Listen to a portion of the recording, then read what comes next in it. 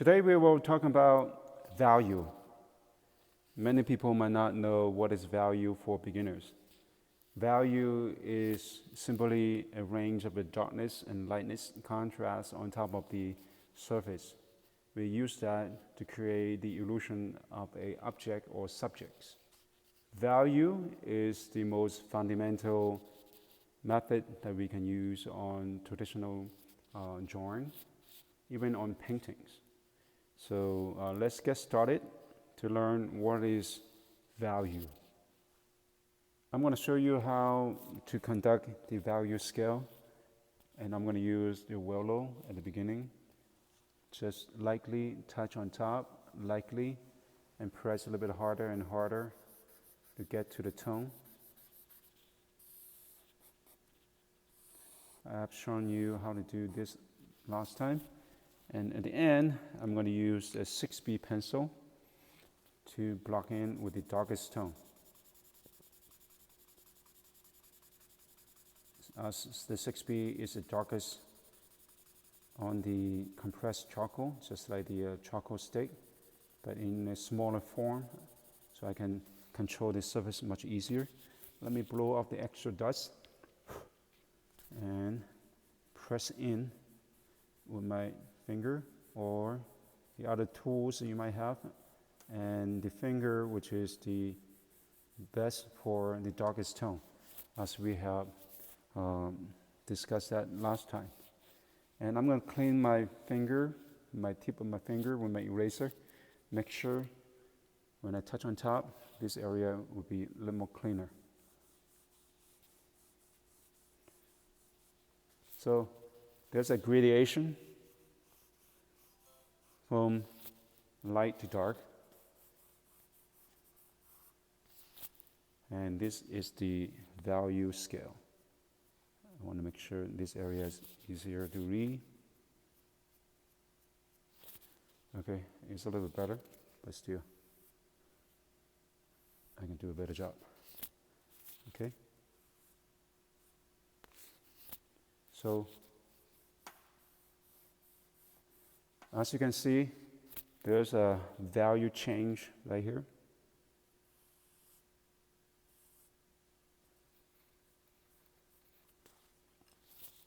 The paper actually is also a value.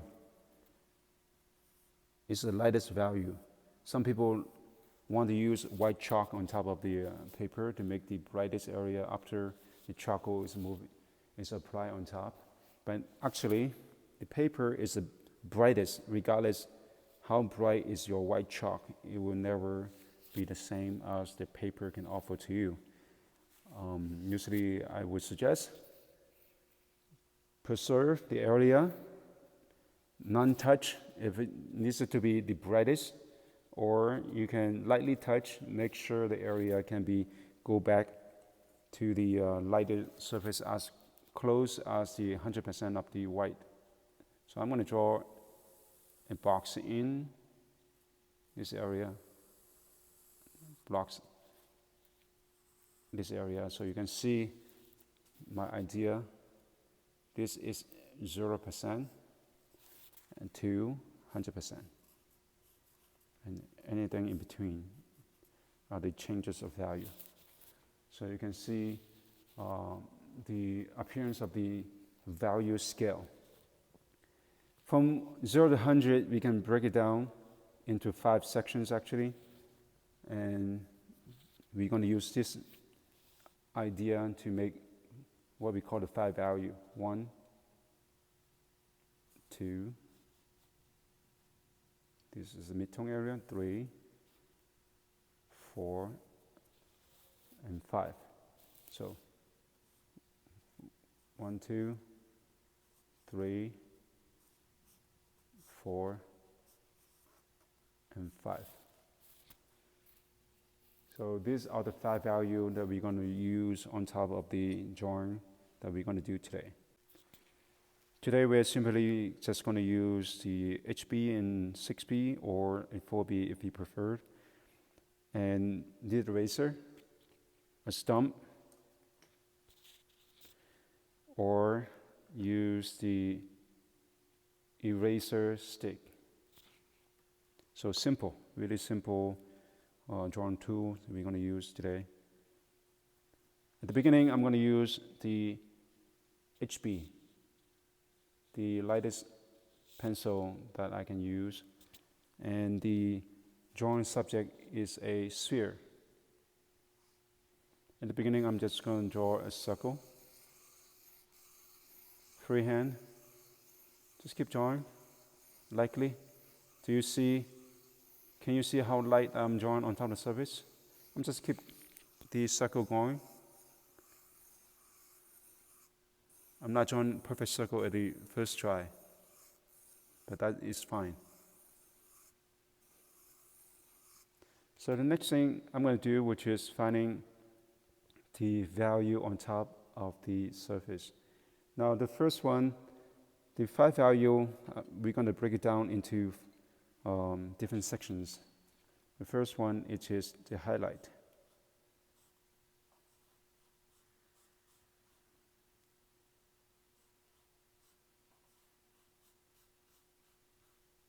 The second one, which is midtone.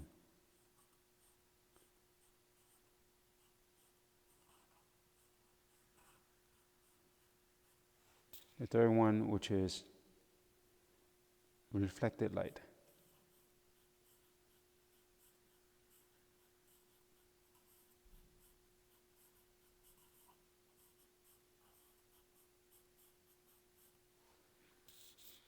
The fourth one is core shadow.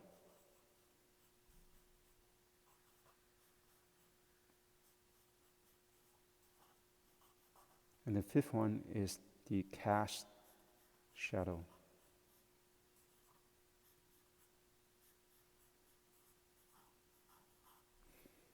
So there are highlight, midtone, reflected light, core shadow, and cast shadow. So when I'm referring these terms, later on you guys would know what it is and how to conduct them. On the subject, usually when the light hit on top, it separates the light and the dark. This is the core shadow at the middle, always at the middle, between the light and the shadow. And I'm going to draw myself a cast shadow. The cast shadow, usually people just draw one here and connect and draw right here and figure out where it is. But to me, I like to do it like this. It's easier for me to have continuation, knowing exactly my ellipse is nicely composed on top of the surface. So this would be my core shadow, and this would be my cast shadow.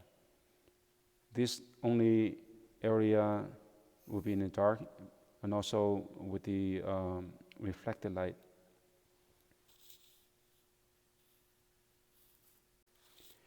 In the dark area, the shadow would include the core shadow, reflected light, and also the cast shadow. The midtone and the highlight will belong on the light side. So you know how to separate the light and dark. The first thing I'm going to do, which is quickly just use my Willow, make things flat. That's all I'm going to do. And combining with my cast shadow. So that's easy, right? Make everything flat.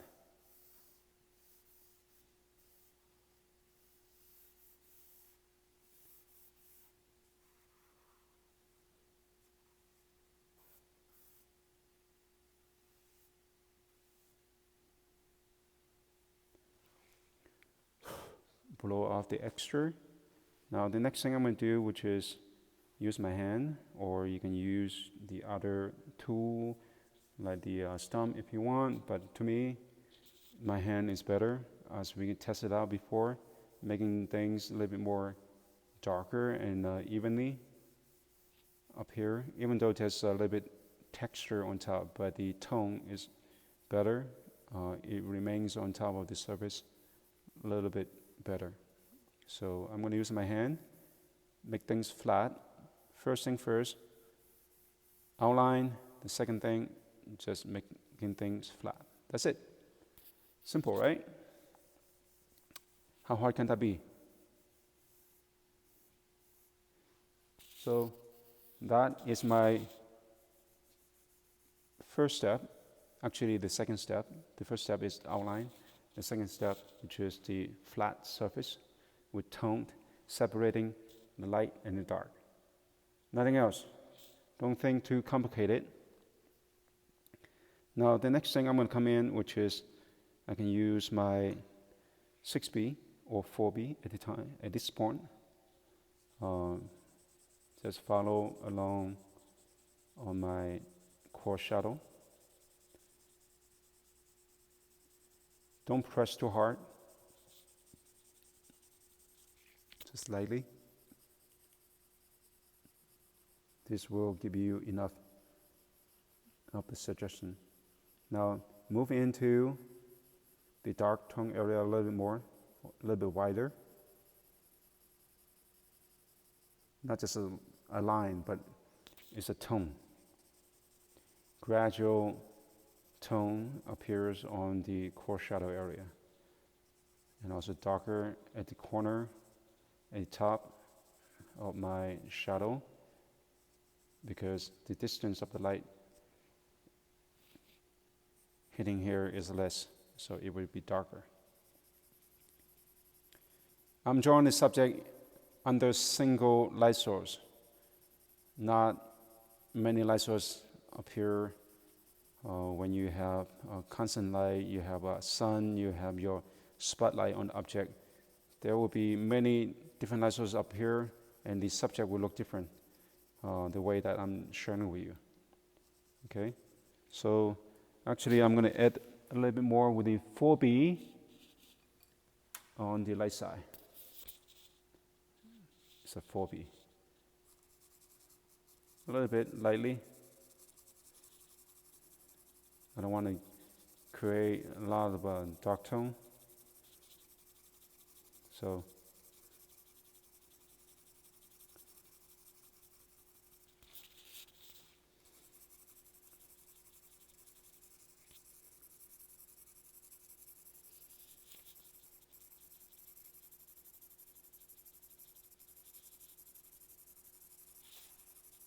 gradually add some extra on top of the core shadow area, just like that. Gradually. Test out your pressure. The pressure on your fingertip is really important. The harder you press down, the darker it will get, and also less forgiving on top of the paper. So, just like that, I have added a little bit more extra value, the tones on top of my drawing. And at this point, it looks a little bit rough, which is fine, totally fine. And the next thing I'm going to do, once again, depends on your preference of your shading and rendering tool. I have discussed it in the other video. It's up to you, whatever you want to use. It's really, really up to you. I like to use my finger. I can just press in to the area just like that. Later on, I'm also going to use a stump to help on the light side if I needed it. So far, I'm just use that. Beside the stump, you can also use a tissue paper, as I said it earlier in the other video. Press in, make sure the tone is nicely up here. Earlier was flat. Now, making a transition between the light and the dark, it helps creating the illusion, saying the surface is getting rounder, as you can tell really quickly. So, from flat the dimensional. It's quite easy, right? So these are the really basic. I'm still working on the dark side, nothing on the light side yet. I finished the dark before on the light. Now I'm going to go on to the cast shadow area.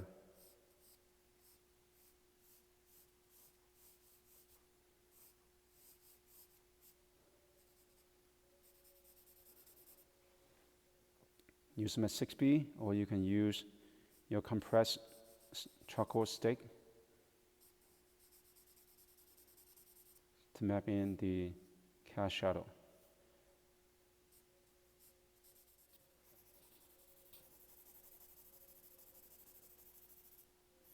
If you want the process go a little bit quicker, you can use the compressed charcoal stick. But you have to be careful on this smaller area. You will not be able to go in and fill in the areas carefully. Okay, so the next thing I'm going to do is use my finger to make it more even.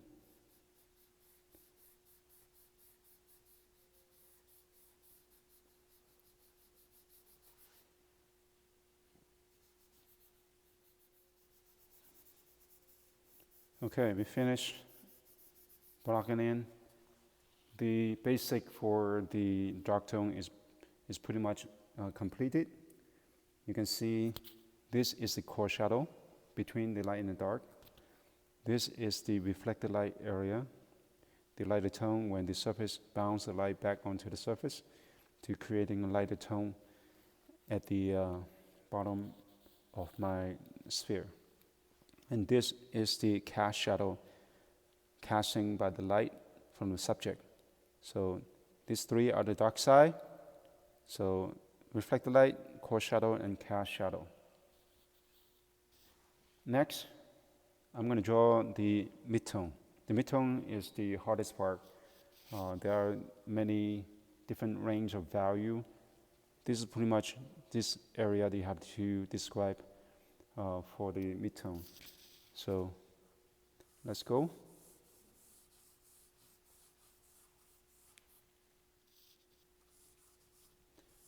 Okay, as you can see, I'm lightly drawn on top and make sure there's an area untouched. That's my 0% highlight area.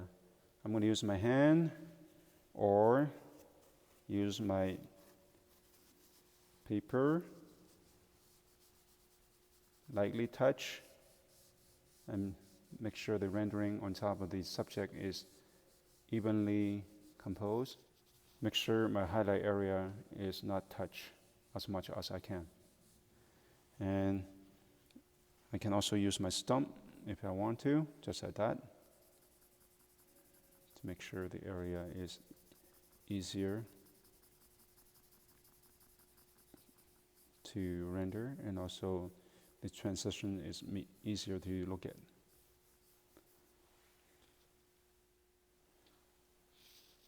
I need to spend a good amount of time on the midtone area. As I said, there are many different range of value up here on the surface, so I have to take my time, really building things up. Cannot rush.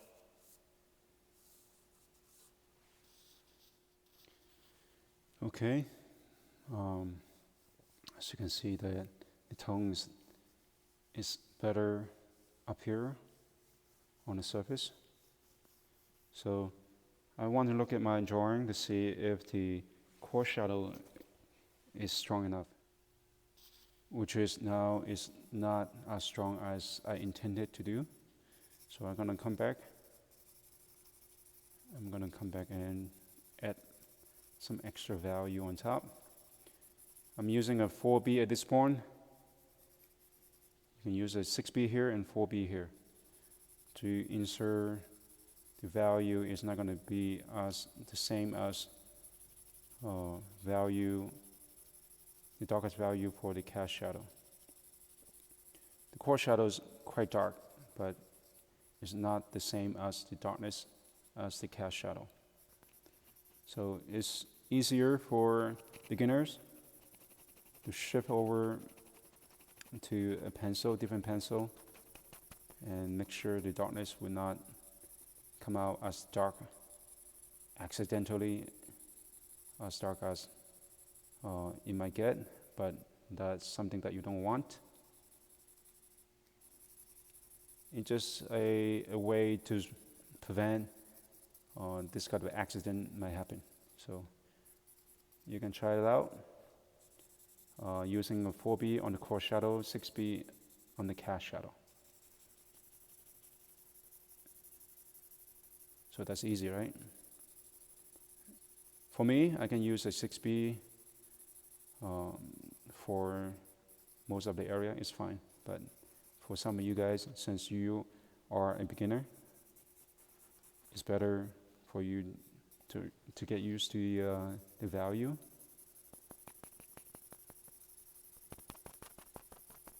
And control the value much more precisely.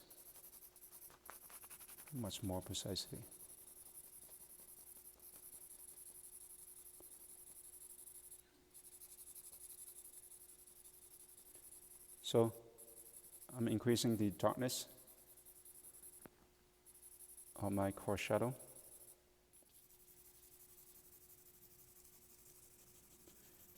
I'm gradually moving down to the reflected light area.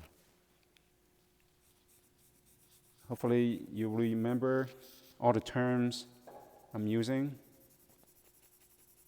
because in the further down of the row, we can use that kind of term really often, and you have to get used to it. It is not really that hard to remember 5 area. Highlight, the brightest, midtone on the light area, reflect the light under, in between the core shadow and cast shadow. Core shadow is in the middle of the subject and the object, and the cast shadow is the shadow up here cast by the object. So 5 values. I'm going to use my hand to render a little bit more, to give it a little more nicer transition to the surface.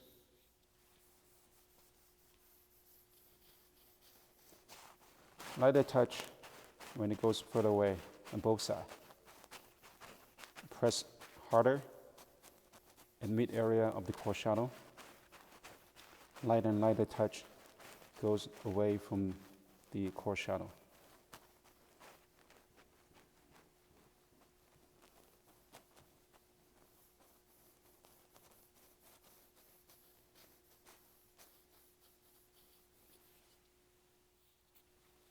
So as you can see, how the gradation helps the subject become rounder. There are 3 types of edges. The edge appears on the subject, which is the softest when it is a round object. The harder on the edge of the subject will become more angular. The core shadow on the object, which is soft edge when it is round. The cast shadow is always harder edge, and also on the angular surface, the subject will be harder. I'm going to show you guys the differences between a sphere and also a cube later. After these lessons, the next lessons, I can show you how the cube will look like. Would use the hard edge. Now, because of the soft edge, make sure the subject become round. The softer of the core shadow, the rounder of the object. And a lot of time we can use the clean edge. This is what we call the clean edge. Actually, I need to clean up a little bit better for you to see. The outline I had earlier now can be refined by using my eraser. Just like that.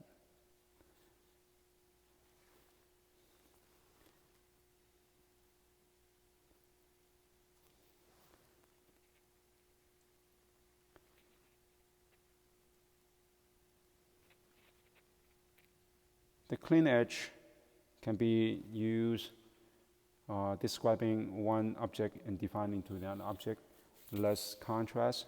The hard edge can be really, really strong contrast, making sure the subject can identify from one object or in one surface to another surface. So as you can see right here, it's become rounder. What I need to do is do a little more, a better transition to the reflected light. And depends on the surface, on this surface right here. If the surface is white, that means here will be darker, depends on the surrounding element, the local value, which is we're going to talk about it later on in the other lessons.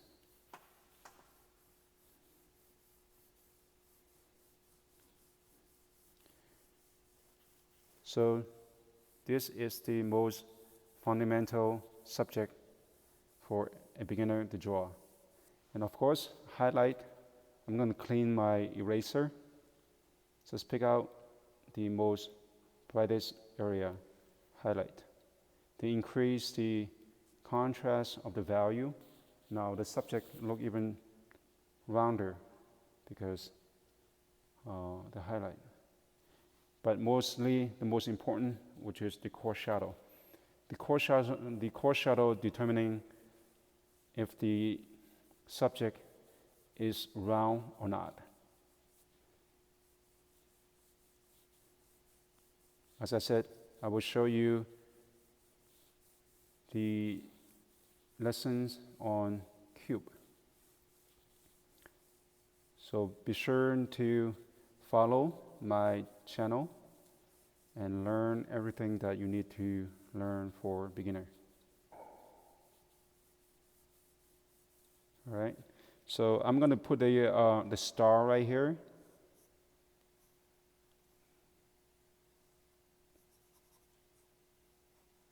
To let you know, the core shadow is the most important factor for the shape.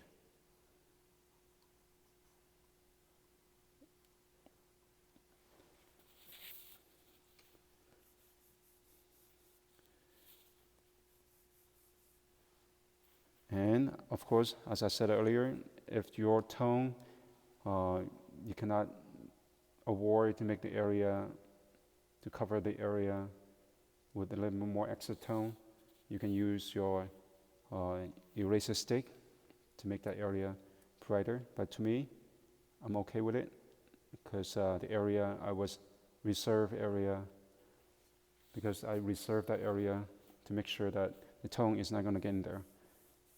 Okay, I'm going to refine my reflected light area a little more.